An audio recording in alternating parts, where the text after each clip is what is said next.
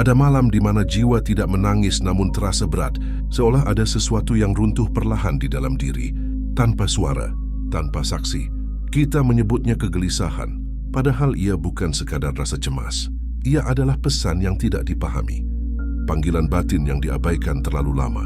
Stoikisme tidak melihat kegelisahan sebagai kelemahan, melainkan sebagai tanda bahwa jiwa sedang hidup jauh dari kodratnya, terikat pada hal-hal yang tidak bisa ia kuasai, dan melupakan kekuatan yang sesungguhnya ia miliki. Banyak manusia berusaha membungkam kegelisahan dengan kesibukan, dengan pelarian, dengan kebisingan.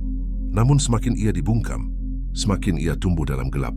Para filsuf Stoik mengajarkan jalan yang lebih sunyi dan lebih berat, bukan melarikan diri dari kegelisahan, tetapi menatapnya dengan keberanian, karena hanya dengan memahami sumbernya, jiwa bisa kembali berdiri tegak. Dalam perenungan ini, kita akan menyelami 7 sumber kegelisahan jiwa, 7 luka batin yang sering tidak disadari, namun terus menggerogoti ketenangan dari dalam. Bukan untuk menghakimi diri, bukan untuk menghapus rasa sakit, tetapi untuk mengenali, menerima, dan membebaskan jiwa dari belenggu yang tidak terlihat. 7 sumber ini bukan berasal dari dunia luar, melainkan dari cara kita memandang hidup, dari kelekatan, dari ketakutan, dari penilaian, dan dari lupa bahwa kendali sejati selalu berada di dalam diri. Dengarkan dengan perlahan, bukan dengan telinga, tetapi dengan keheningan batin, karena apa yang akan diungkap bukan sekadar pemikiran, melainkan cermin bagi jiwa yang lelah. Dan di balik kegelapan ini, ada ketenangan yang tidak berisik, menunggu untuk dikenali. Pertama, menginginkan kendali atas hal yang bukan milik kita. Kegelisahan jiwa sering tidak lahir dari peristiwa besar. Ia tumbuh diam-diam dari keinginan kecil yang terus dipelihara. Keinginan untuk mengatur hasil, keinginan agar hidup berjalan sesuai rencana, keinginan agar orang lain memahami kita tanpa kita harus menjelaskan, keinginan agar dunia bersikap adil sesuai versi pikiran kita. Stoikisme memandang keinginan ini sebagai akar keguncangan batin, bukan karena keinginan itu jahat, melainkan karena ia diarahkan pada sesuatu yang sejak awal bukan milik kita. Kita gelisah bukan karena gagal mengendalikan hidup, tetapi karena kita lupa bahwa hidup tidak pernah meminta untuk dikendalikan. Ia hanya meminta untuk dipahami dan diterima dengan akal yang jernih. Epictetus berkata bahwa penderitaan manusia bukan berasal dari peristiwa, melainkan dari penilaian terhadap peristiwa itu. Namun jauh sebelum penilaian muncul, ada kesalahan yang lebih dalam, yaitu keyakinan bahwa kita berhak menentukan bagaimana dunia seharusnya berjalan. Di titik inilah jiwa mulai tegang, napas menjadi berat, pikiran tidak pernah benar-benar diam, karena ia terus berjaga, mengawasi, mencurigai, mengantisipasi, seolah hidup adalah musuh yang harus ditaklukkan. Keinginan mengendalikan masa depan menciptakan ketakutan yang konstan, karena masa depan tidak pernah bisa dipastikan, dan jiwa yang haus kepastian akan selalu merasa terancam. Keinginan mengendalikan orang lain menciptakan kekecewaan yang berulang, karena manusia lain memiliki kehendak, luka, ketakutan, dan jalan batin yang tidak tunduk pada harapan kita. Keinginan mengendalikan hasil menciptakan penderitaan sebelum kegagalan benar-benar terjadi, karena pikiran telah lebih dulu membayangkan kehancuran.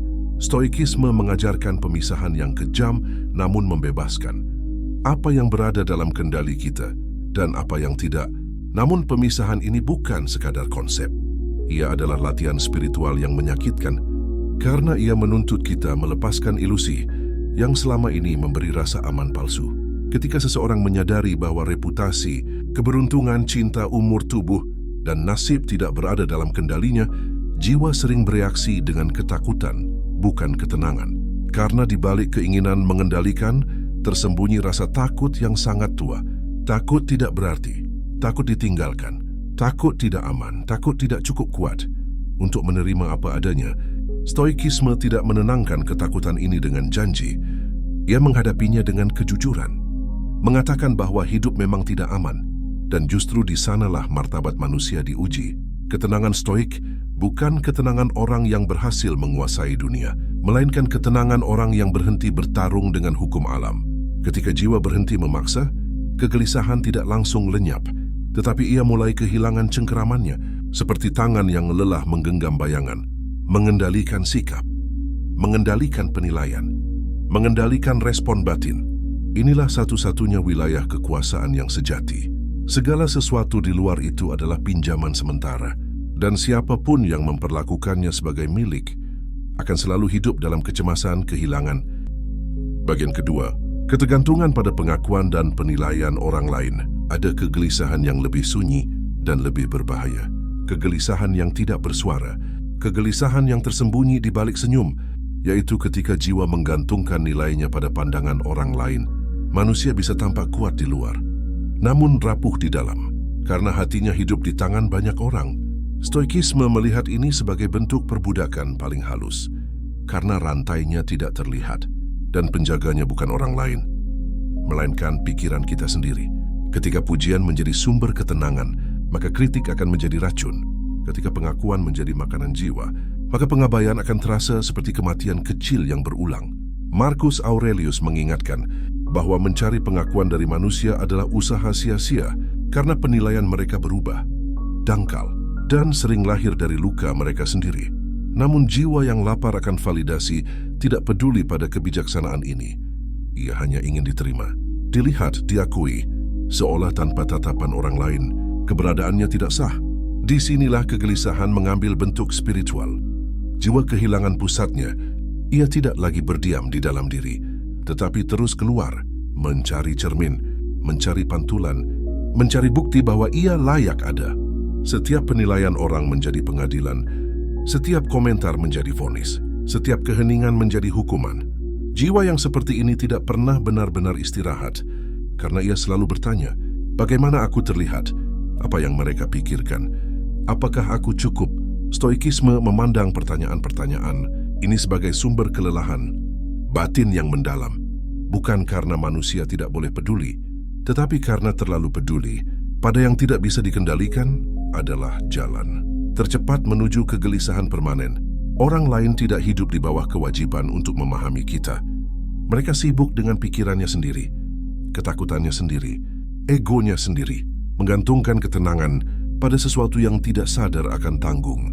Jawab itu adalah ketidakadilan terhadap diri sendiri. Secara spiritual, ini adalah keterasingan jiwa dari sumber nilainya yang sejati. Stoikisme mengajarkan bahwa nilai manusia tidak berasal dari sorak-sorai, tetapi dari keselarasan antara pikiran, tindakan, dan kebajikan. Namun kebajikan tidak bersuara, ia tidak berkilau, ia sering tidak terlihat. Karena itu jiwa yang terbiasa hidup dari tepuk tangan akan merasa hampa saat berjalan di jalan sunyi kebajikan. Di sanalah kegelisahan memuncak ketika dunia tidak lagi memberi validasi dan diri sendiri belum cukup kuat untuk mengakui nilainya sendiri. Latihan stoik di titik ini sangat keras. Belajar mencintai keheningan, belajar tidak menjelaskan diri, belajar tidak membela citra, belajar membiarkan kesalahpahaman hidup tanpa diluruskan. Bukan karena menyerah, tetapi karena jiwa yang matang tidak lagi haus pembenaran. Ketika seseorang berhenti meminta dunia untuk mengakui nilainya, ia mulai menemukan kebebasan batin yang menggetarkan. Kebebasan yang sunyi, gelap, dan sangat jujur. Namun sebelum kebebasan itu datang, ada fase kehancuran ego. Dan di fase inilah kegelisahan terasa paling dalam karena jiwa sedang belajar berdiri tanpa penonton. Bagian ketiga, ketakutan terhadap kehilangan dan kematian. Ada kegelisahan yang tidak pernah benar-benar pergi. Ia hanya berganti wajah. Kegelisahan yang lahir dari kesadaran bahwa segala sesuatu yang kita sentuh akan hilang, bahwa setiap yang dicintai sedang berjalan menuju perpisahan, dan bahwa diri kita sendiri tidak dikecualikan dari hukum ini. Stoikisme tidak menenangkan jiwa dengan janji keabadian. Ia justru membawa kesadaran kematian ke pusat kehidupan. Bukan untuk menakut-nakuti, melainkan untuk membongkar ilusi kepemilikan. Ketakutan akan kehilangan muncul ketika kita lupa bahwa tidak ada satu pun di dunia ini yang benar-benar milik kita. Anak, pasangan, tubuh, reputasi, bahkan waktu bernapas, semuanya adalah titipan. Namun jiwa manusia cenderung mencengkeram titipan seolah milik abadi. Dan dari cengkeraman inilah kegelisahan lahir. Setiap kemungkinan kehilangan menciptakan rasa waspada yang melelahkan. Setiap perubahan kecil terasa seperti ancaman. Setiap jarak terasa seperti awal kehancuran. Marcus Aurelius menulis bahwa kita harus mencintai manusia dengan kesadaran bahwa mereka fana. Bukan untuk mengurangi cinta, tetapi untuk memurnikannya dari ketergantungan yang menyiksa. Cinta yang lupa pada kefanaan akan berubah menjadi ketakutan, dan ketakutan akan menyamar sebagai perlindungan, padahal ia sedang meracuni jiwa secara perlahan. Ketakutan terhadap kematian adalah ketakutan yang paling jujur, karena ia menyentuh batas kendali secara total. Tidak ada negosiasi, tidak ada penundaan, tidak ada pengecualian. Stoikisme tidak menolak ketakutan ini. Ia menghadapinya dengan latihan kesadaran, membiasakan pikiran untuk berdamai dengan akhir, sehingga akhir tidak lagi datang sebagai musuh. Ketika seseorang merenungkan kematian setiap hari, bukan dengan panik, tetapi dengan ketenangan, kegelisahan kehilangan mulai kehilangan kekuatannya, karena apa yang telah diterima oleh akal tidak lagi mengejutkan jiwa. Namun fase ini gelap karena ego memberontak. Ia ingin hidup seolah tidak akan berakhir. Ia ingin mencintai tanpa risiko. Ia ingin memiliki tanpa kehilangan. Disinilah kegelisahan menjadi guru yang kejam. Ia mengingatkan bahwa hidup bukan tentang menghindari kehilangan, tetapi tentang bersikap benar di tengah ketidakpastian. Stoikisme mengajarkan keberanian untuk hadir sepenuhnya, mencintai tanpa mencengkeram, merawat tanpa menguasai, dan berjalan tanpa janji bahwa jalan ini aman. Ketika jiwa berhenti menuntut keabadian, ia mulai merasakan kedalaman saat ini, dan justru di sanalah ketenangan yang sunyi muncul. Bagian keempat, terjebak di masa lalu dan masa depan. Kegelisahan jarang tinggal di saat ini. Ia hidup di kenangan yang tidak bisa diubah, dan di bayangan yang belum tentu terjadi. Pikiran manusia memiliki kecenderungan untuk mengungsi dari momen kini, karena kini menuntut kehadiran penuh, dan kehadiran penuh menuntut kejujuran. Masa lalu menawarkan penyesalan, rasa bersalah, luka lama, dan dialog batin yang tidak pernah selesai. Masa depan menawarkan ketakutan, skenario kehancuran, harapan yang rapuh, dan kecemasan akan ketidakpastian. Jiwa yang terus mondar-mandir di antara dua wilayah ini kehilangan pijakan, dan kegelisahan menjadi keadaan permanen. Stoikisme mengingatkan bahwa masa lalu telah berada di luar kendali, dan masa depan belum berada di dalam kendali. Maka memusatkan hidup pada keduanya adalah bentuk pengabaian terhadap satu-satunya wilayah yang benar-benar hidup. Namun pikiran menolak kesederhanaan ini. Ia lebih memilih drama batin daripada keheningan saat ini. Mengulang masa lalu memberi ilusi kontrol, seolah dengan memikirkannya cukup lama, luka bisa diperbaiki. Mengkhawatirkan masa depan memberi ilusi kesiapan, seolah dengan cemas kita sedang melindungi diri. Padahal keduanya hanyalah cara pikiran melarikan diri dari kenyataan sekarang, yang mungkin sederhana, hening, dan tanpa narasi besar. Stoikisme melatih jiwa untuk kembali. Kembali ke napas, kembali ke tindakan kecil yang bisa dilakukan hari ini, kembali ke tanggung jawab moral saat ini. Namun kembali bukan perkara mudah, karena ego merasa kehilangan peran ketika tidak lagi menjadi narator tragedi dan harapan. Di fase ini, kegelisahan meningkat, bukan karena keadaan memburuk, tetapi karena pikiran sedang dilatih untuk melepaskan kebiasaannya. Marcus Aurelius menulis bahwa hidup setiap orang terjadi hanya sekarang, dan sisanya adalah bayangan. Ketika jiwa akhirnya menetap di momen kini, bukan dengan euforia, tetapi dengan penerimaan, kegelisahan mulai melemah, karena ia tidak menemukan lagi tempat untuk bersembunyi. Bagian 5. Menyamakan kebahagiaan dengan kepemilikan dan kenikmatan. Ada kegelisahan yang lahir dari keyakinan bahwa hidup akan tenang ketika sesuatu akhirnya dimiliki, ketika angka bertambah, ketika status naik, ketika kenyamanan menjadi permanen. Stoikisme memandang keyakinan ini sebagai kesalahpahaman yang diwariskan, bukan oleh filsafat, tetapi oleh ketakutan kolektif manusia terhadap kekosongan. Kepemilikan menjanjikan rasa aman, namun yang ia berikan hanyalah ketergantungan baru. Karena setiap yang dimiliki menuntut dipertahankan, kenikmatan menjanjikan pelarian, namun yang ia tinggalkan adalah kehampaan yang lebih dalam. Karena jiwa cepat terbiasa dan segera meminta lebih. Jiwa yang menggantungkan kebahagiaan pada materi hidup dalam siklus gelisah, berharap mendapatkan, takut kehilangan, dan kembali berharap, Seneca mengingatkan bahwa bukan kemiskinan yang menyiksa manusia, melainkan keinginan yang tidak pernah selesai. Ketika jiwa mengukur hidup dari apa yang dikumpulkan, ia lupa menanyakan bagaimana ia bersikap. Di titik ini, kegelisahan bersifat spiritual, karena jiwa telah menjauh dari sumber makna dan menggantinya dengan benda yang bisu. Stoikisme mengajarkan kesederhanaan bukan sebagai kemiskinan, tetapi sebagai kebebasan dari keterikatan. Namun pelepasan ini terasa seperti kehilangan identitas, karena selama ini diri didefinisikan oleh apa yang dimiliki. Di fase ini, jiwa memberontak, dan kegelisahan memuncak karena ia sedang belajar hidup tanpa sandaran eksternal. Ketika keinginan mulai ditundukkan, bukan dengan kekerasan, tetapi dengan kesadaran, ketenangan perlahan muncul, tidak meriah, namun stabil. Bagian ke-6, menolak rasa sakit dan ketidaknyamanan. Kegelisahan tumbuh subur di jiwa yang menolak rasa sakit, jiwa yang menganggap penderitaan sebagai kesalahan, bukan sebagai bagian dari hidup. Stoikisme tidak memuliakan penderitaan, tetapi ia menolak ilusi bahwa hidup bisa dijalani tanpa luka. Setiap penolakan terhadap ketidaknyamanan adalah perlawanan terhadap kenyataan, dan setiap perlawanan yang sia-sia melahirkan kelelahan batin. Ketika rasa sakit datang, fisik atau batin, jiwa yang belum terlatih akan panik. Ia ingin segera menghilangkan, menutup atau melupakan. Namun yang ditekan tidak hilang, ia berdiam mengeras. Dan suatu hari muncul sebagai kegelisahan tanpa bentuk. Stoikisme mengajarkan keberanian untuk tinggal.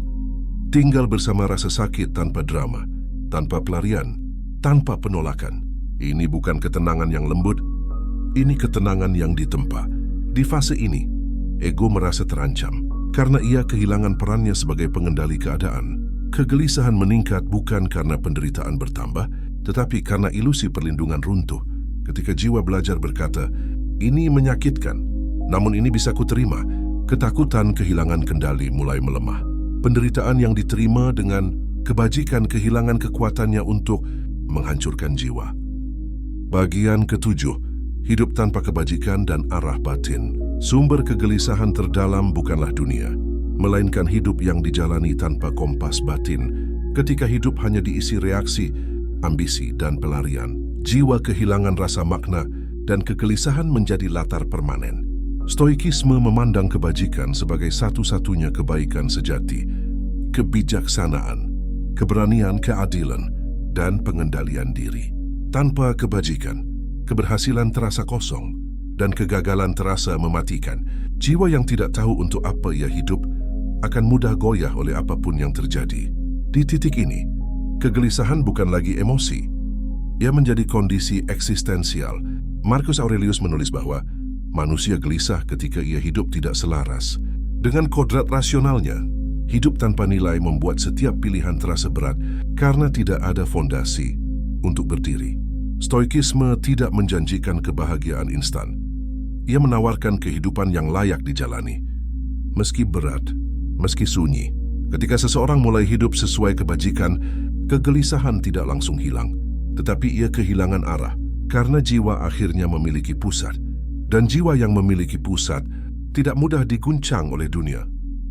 Jika kamu masih berada di sini hingga keheningan di akhir ini, berarti jiwamu cukup berani untuk menatap dirinya sendiri. Apa yang telah kita lalui bukanlah nasihat untuk menjadi kebal terhadap dunia, melainkan undangan untuk berdiri lebih jujur di hadapan hidup.